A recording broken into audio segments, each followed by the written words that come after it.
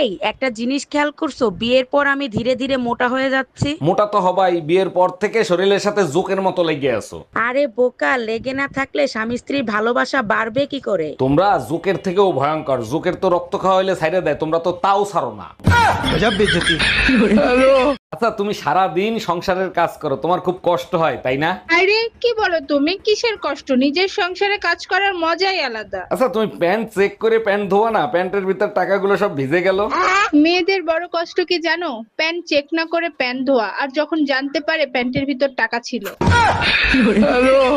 জানো রুম্পা, তোমারে বিয়ে করে একটা জিনিস আমি হারে হারে টের পাইছি। কি টের পাইছো? আমারে বিয়ে করে তোমার জীবন নষ্ট হয়ে গেছে তাই না? আরে না, হেলমেট আর ঘরের বউ দুইটাই মাথার বোঝা। ঠিক বলছো, তবে হেলমেট মাথায় না থাকলে যেমন গাড়ি চালাইতে পারবা না, তেমনি বউ মাথায় না থাকলে শান্তিতে সংসার করতে পারবা না। ভাবি, শুনলাম আপনি নাকি চোর পিটাইয়া আলু ভর্তা বানায় ফেলাই দিয়েছেন। অরুণ ভাই, প্রমিস করেন কাউরে বলবেন না। আরে কি বলেন ভাবি, কাউরে বলবো না, আপনি বলেন। আমি ভাবছিলাম আপনার ভাই রাত করে বাসায় এসে, তাই বেলুন দিয়ে ইচ্ছা মতো পিটাইছি। এই কিছু টাকা দাও তো, মার্কেটে যাব। গত মাসে যে টাকা দিয়েছিলাম সেই টাকার হিসাব আগে দাও। জানো, তোমারে নিয়ে কাল রাতে একটা স্বপ্ন দেখছি। বলো কি, তাই নাকি? তা আমারে নিয়ে কি স্বপ্ন দেখলা? তুমি আর আমি বাসে যাচ্ছিলাম, বাস নদীতে পড়ে গেছে, সবাই সাঁতার কেটে উপরে আসতেছে, আর তুমি জানে কারে খুঁজতেছিলা? কারে আবার খুঁজবো, তোমারই খুঁজতেছিলাম।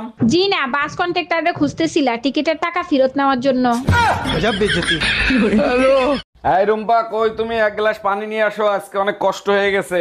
শোনো, তোমার মা আর বোনরে বলে দিও আমার সাথে জানি লাগতে আসে না, তাহলে কিন্তু তার ফল ভালো হবে না। আচ্ছা, বিয়ের আগে তুমি তো কখনো বলো নাই যে তুমি এত সুন্দর ঝগড়া করতে পারো।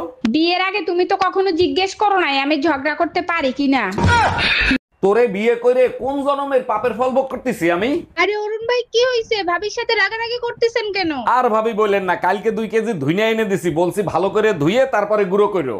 ও আচ্ছা, বুঝতে পারছি। ভাবি ধনে না ধুয়েই গুঁড়ো করে ফেলছে, তাই না? আরে ভাবি, আইসা দেখেন সব ধুইনে ওয়াশিং মেশিনে ধুইতে আছে। হক মাওলা, আমি হলাম অরুণ বাবা। অরুণ বাবা, অনেকদিন পরে আসলেন, তারপর বলেন কেমন আছেন আপনি? উপরওয়ালা যেমন রাখছে তেমনই আছি রে মা।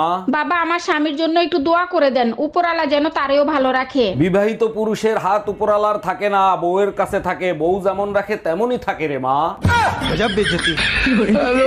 টাকা পয়সা সোনা দানা যা আছে বের কর, নইলে তোর বউরে মাইরিয়ে ফেলাবো। ভাই, আমার কথা শোনেন। প্লিজ ভাই, আগে উনার কথাটা শোনেন, তারপরে আপনি যা খুশি তাই করেন। ভাই, আপনি যা চান তাই দেবো, ওরে আপনি তাড়াতাড়ি ছেড়ে দেন। বউয়ের জন্য এত ভালোবাসা জীবনে কোনোদিন দেখি নাই। আরে কিসের ভালোবাসা, যে কোনো সময় বউ চলে আসতে পারে, ও তো পাশের বাড়ির ভাবি। এই তুমি আজকে মসজিদে কি নিয়ে গ্যাঞ্জাম করে আসছো? হুজুর একজনের জন্য দোয়া করতেছে, ওনার ব্যবসায় জানি বরকত আসে, সবাই আমিন বলেন। আমি বলছি কেউ আমিন বলবেন না। এটা তুমি একদমই বলতে পারো না, কেন বলছো? কারণ ওই লোক কাফনের কাপড় বিক্রি করে।